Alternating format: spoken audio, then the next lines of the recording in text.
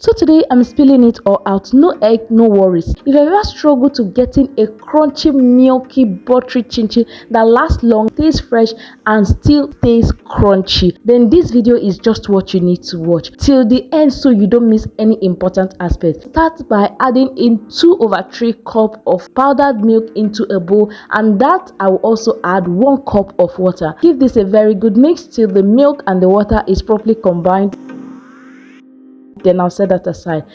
I'll start by sifting my flour into a large bowl. Now this is one step I don't like skipping at all. Whether you are making chinchin for snack business or you're making for your home use, it is very important to sift your flour because it helps aerate the flour or any unwanted foreign particle in your flour. For this recipe, I'm using 1 kg of all-purpose flour or plain flour, and that in cup is 8 cups of flour.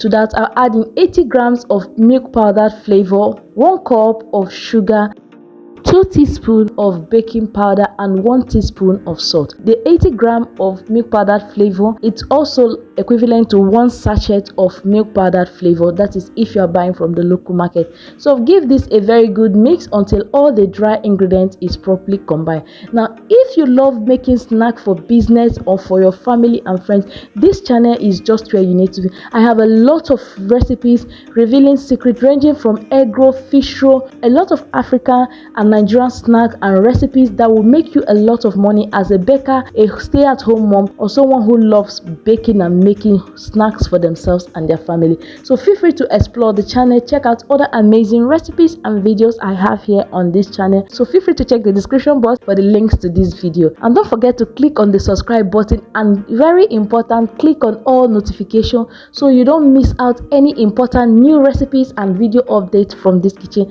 because I spill it all out. I share the secrets that you don't get to hear, so don't miss that. Add in my butter, and for this recipe I'm using 2/3 cups of butter, and I'll add that to the dry ingredient. Use my hand to start mixing this properly till it's well combined.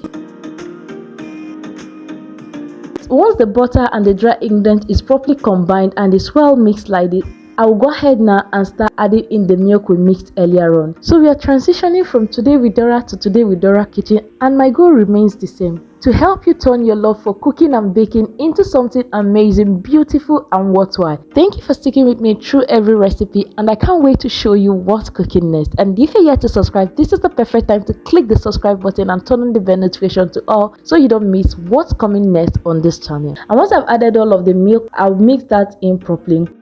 And so as you can see, at this point the liquid is not enough, and that's fine, don't panic at all. So I'll show you what next to do. Then I'll start adding in water.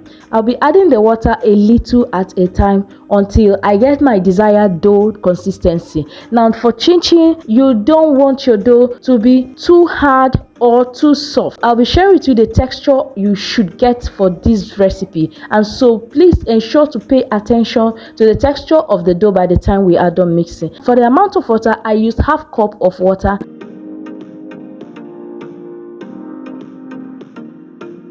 Once we are done adding in the water, we'll mix this properly until it forms a nice soft dough. Also, one very important thing I share with my students or people who are very familiar with my channel and my recipes is do not overwork your chinchin dough. My students and subscribers are very familiar with this.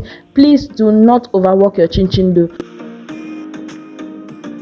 Once your chinchin dough comes together firmly like this, it is ready. No need to add extra hand.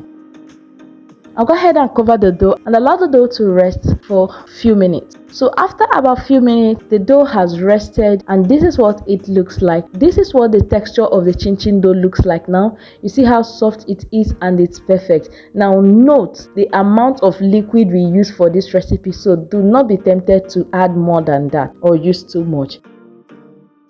So I'll take out the dough and then divide the dough. Just look at how buttery and delicious this chinchin dough is looking already. We'll take half of it out and then roll the other into a round ball shape. I'll place that to my work surface and roll that out properly. So we're going to roll this out into a large flat sheet till it is well flattened. If If you've ever struggled or have issues with making Nigerian chinchin or any Nigerian snacks, please feel free to share your experience with me in the comment section. I'll be glad to answer your questions and assist as much as I can. And don't forget to like this video. Thank you. Once we are done rolling out like this, I'll take my pizza cutter or my dough cutter and cut out the edge. I'll use the pizza cutter or the dough cutter again to start cutting this out. Now feel free to use knife or anything you have at home that can help you do this. So once I'm done cutting this vertically, I'll go in with the pizza cutter and cut this horizontally as well. Just go ahead and cut your preferred sizes or shape. I don't like mine too big, especially if you're making for commercial purposes or you're making for your kids and family. You just want a sizable bite that everybody will take and enjoy.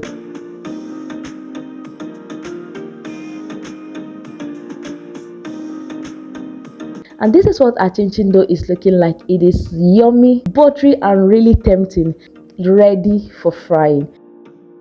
Into a pan, I'll start by adding in some vegetable oil and allow the vegetable oil to heat up slightly. Now there are two ways to know if your vegetable oil is hot enough for your chinchin dough. First is to dip in a skewer. If you notice any bubble around the skewer, then it is ready. Or secondly, you throw in a piece of the chinchin dough into the hot oil like seen in the video. Once you notice that it starts bubbling around and wants to float, then your oil is hot enough to start frying. So I'll go ahead and start adding in the cut chinchin dough as much as my pot can contain. Please do not overcrowd. Do not add too much at a time. That is one mistake that a lot of beginners or bakers make. If you want to fry everything fast, you may end up making your chinchin to stick together. You know, they will lose their shape, they will lose their form, they will become soggy and it will not turn out right. So please add in a little at a time and stir consistently while frying, so one side does not get burnt, so that all sides are properly fried and the color is even. Don't forget to give this video a thumbs up, like, share with your friends and family, and subscribe. Click on the bell icon for all notifications for more detailed amazing recipe tutorials here on this channel for free. So I'll continue stirring this until it turns golden brown to my preferred liking or taste, and once that is done,